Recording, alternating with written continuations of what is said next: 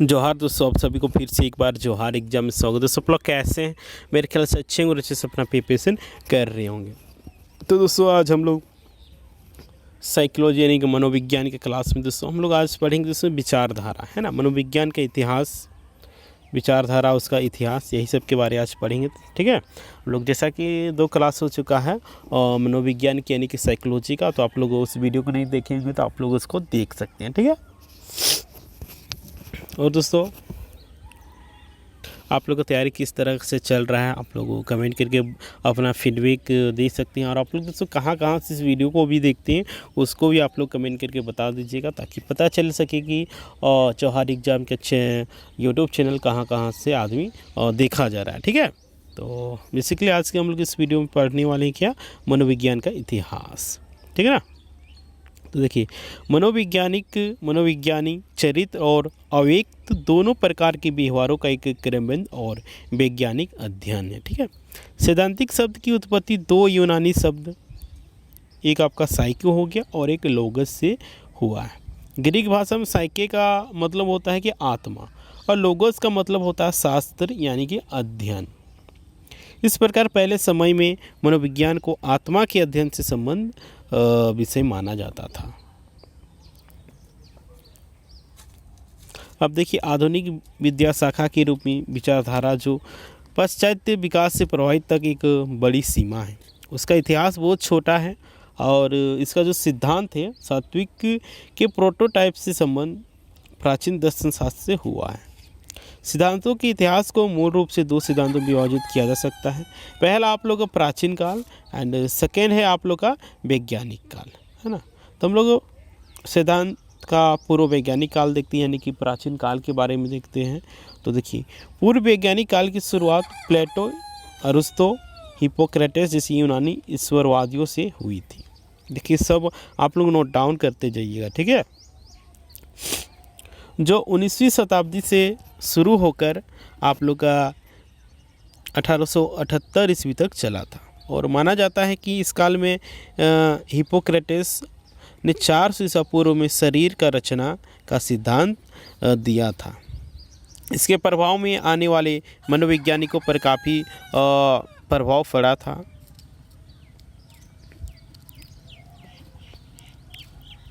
देखिए, ग्रीक सिद्धांत जैसे ऑगस्टीन और थॉमस का विचार था कि मन और शरीर दोनों चीज़ें हैं और इन दोनों में किसी प्रकार का संबंध नहीं है। लेकिन बताते हैं लेबनिज और स्पिनोजा आदि ने बताया कि इन तीनों में मन और शरीर दोनों एक दूसरे से संबंधित हैं और एक दूसरे को प्रभावित करते हैं। ठीक है ना। आगे है ग्रीक सिद्धांत जैसे डेकार्टे का मत था कि प्रत्येक व्यक्ति के जन्म से ही कुछ विशेष विचार होते हैं, और दूसरे सिद्धांत जैसे कि लोक का मत है कि व्यक्ति के जन्म समय टेबुला रासा होता है, यानी कि उसका मस्तिष्क से कोरे कागज़ के समान होता है, और बाद में इसमें नए नए उद्बोधन से नए नए विचार उत्पन्न होते हैं। बाद में इस वाद विवाद द्वारा एक नई संप्रदाय का जन्म हुआ और मूल प्रवृत्ति की दी गई है, और ऐसा समझने लगा कि प्रत्येक सिद्धांत का यह मूल प्रवृत्ति के रूप में हो सकता है। राइट। अब देखिए, रूसो जैसा दार्शनिकों का मत था कि विचार था कि मनुष्य का जन्म अच्छे स्वभाव से होता है, लेकिन समाज के अनुसार उसका स्वभाव बुरा होता है। दूसरी ओर स्पेनिश सिद्धांत का मत था कि मनुष्य में जन्म से ही स्वार्थ और जैसे गुण होते हैं जो समाज द्वारा नियंत्रित कर दिए जाते हैं।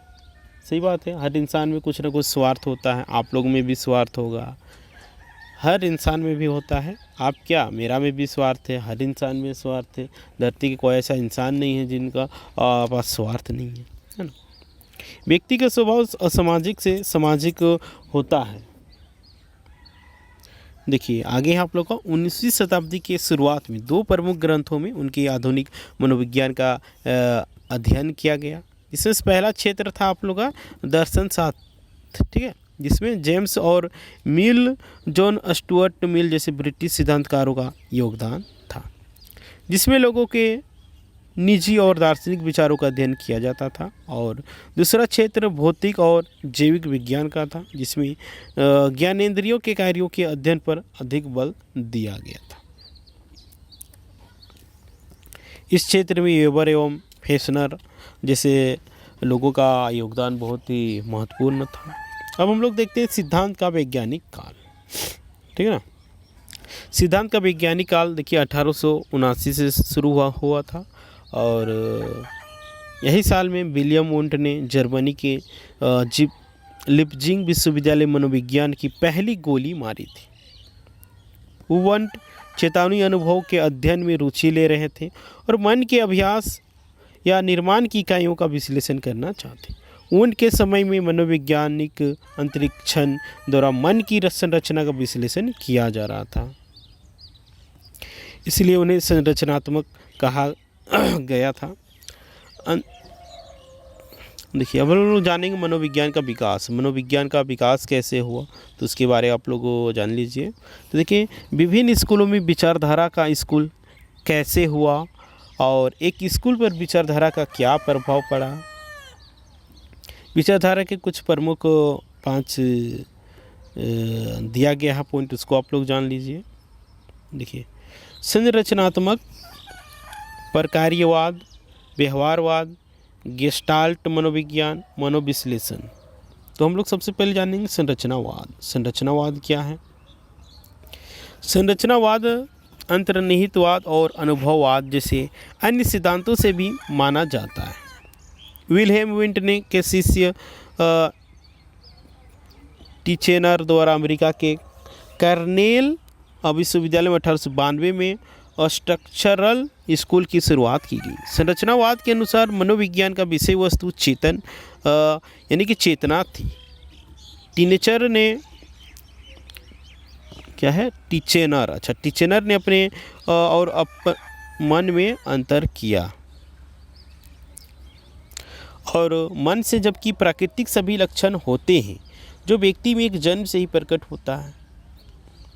टिचेनर के अनुसार व्यक्ति के 3 तत्व होते हैं: संवेदन, भाव या अनुराग या प्रतिमा या प्रतिबिंब। टिचेनर ने इंटरैक्शन विधि को मनोविज्ञान की प्रमुखता माना है ना। नेक्स्ट है आप लोग का प्रकार्यवाद। प्रकार्यवाद क्या है? तो देखिए टाइपवाद के स्थापना निर्धार से विलियम जेम्स ने 1890 ईस्वी में अपनी एक पुस्तक लिखी थी जिसका शीर्षक था अमेरिकटस ऑफ साइकोलॉजी। उनका मानना था कि मनोविज्ञान का संबंध इस क्षेत्र से कि वे अकेले क्यों और कैसे काम करती है, न कि सिर्फ इस बात से है कि खुद के कौन कौन से तत्व हैं। मूल रूप से जेम्स के अनुसार मनोविज्ञान का विषय वस्तु तो व्यक्तिगत रूप से, लेकिन वे इसमें स्वायत्त की व्यवहारिक उपयोगिता पर अधिक बल देते थे। प्रकार्यवाद की स्थापना के संस्थापक के रूप में डी.वी. एंजिल और केर को जाना जाता है। प्रकार्यवाद के अनुसार मनोविज्ञान का संबंध मानसिक व्यायाम या कार्य के अध्ययन से होता है, न कि व्यक्तिगत रूप से भावनात्मक अध्ययन से होता है। नेक्स्ट आप लोग का व्यवहारवाद। व्यवहारवाद क्या है इसको जान लीजिए। व्यवहारवाद की स्थापना वाटसन द्वारा 1913 में किया गया था। इसको भी आप लोग नोट डाउन करते जाइएगा, इस सबसे प्रश्न देखने को मिलेगा कि व्यवहारवाद का विचारधारा किसने दिया था। तो ये आप लोग का वाटसन ने दिया था और उनका मानना था कि विचारधारा एक वस्तुनिष्ठ और प्रयोगात्मक विचारधारा है। इसका विषय वस्तु केवल व्यवहारिक हो सकता है, व्यक्तिगत नहीं, क्योंकि केवल व्यवहार का अध्ययन वस्तुनिष्ठ एवं प्रयोगात्मक रूप से किया जा सकता है। राइट। अब हम लोग देखते हैं वाटसन व्यवहारवाद ने क्या है उद्दीपक अनुक्रिया को जन्म दिया। वाटसन आंतरिक निरीक्षण विधि को मनोवैज्ञानिकों के रूप में अस्वीकृत किया और उन्होंने मनोवैज्ञानिक की 4 विधियां बताई, जैसे प्रेक्षण, अनुबंधन, परीक्षण और सिद्धांत रिपोर्ट। गेस्टाल्ट मनोविज्ञान के अनुसार आप लोग जान लीजिए गेस्टाल्ट मनोविज्ञान। गेस्टाल्ट स्कूल की स्थापना मैक्स वाडेमर ने 1912 में की थी। कोहलर और कोफा इस स्कूल के संस्थापक थे। गेस्टाल्ट एक जर्मन शब्द है, इसका हिंदी में मतलब होता है आकृति, ठीक है, आकार और समाकृति। गेस्टाल्ट स्कूल का मानना था कि मानसिक कार्यों का संगठन विज्ञान है। नेक्स्ट आप लोग का मनोविश्लेषण। मनोविश्लेषण क्या है? मनोविश्लेषण को एक स्कूल के रूप में सिगमंड फ्रायड ने स्थापित किया। देखिए सब आप लोगों को ना क्या बोलते हैं याद करते जाइएगा, ठीक है, नोट डाउन करते जाइएगा, यही सबसे प्रश्न बनता है। फ्रायड के अचेतन का सिद्धांत काफ़ी महत्वपूर्ण माना जाता है और वे सभी तरह के असामान्य व्यवहारों का कारण बने। इसी अचेतन में बताया गया कि अचेतन विधि के बारे में अध्ययन करने की कई बातें बताई गई, जिनमें मुक्त सहचर्य विधि, सम्मोहन और स्वप्न की कथाएं भी शामिल है।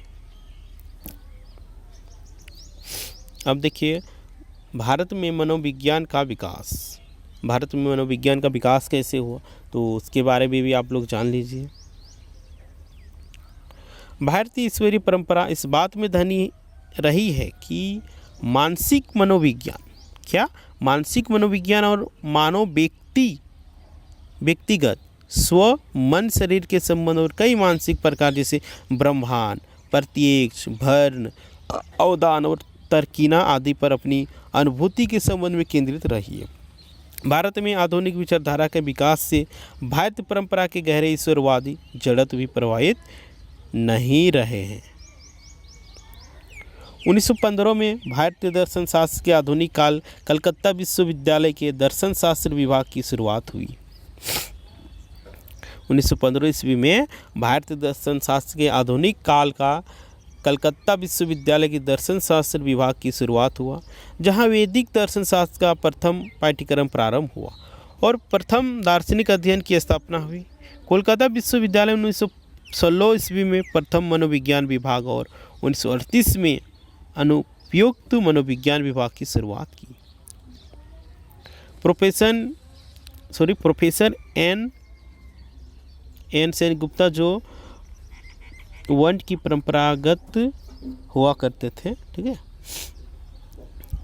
देखिए सब 1922 में प्रोफेसर गिरीन्द्र शेखर बोस मनोविज्ञान विभाग के अध्यक्ष बने, जो फ्रायड के मनोविश्लेषण में प्रशिक्षण प्राप्त कर रहे थे। प्रोफेसर बोस ने इंडियन साइकोएनालिटिक सोसाइटी का स्थापना 1922 में की थी।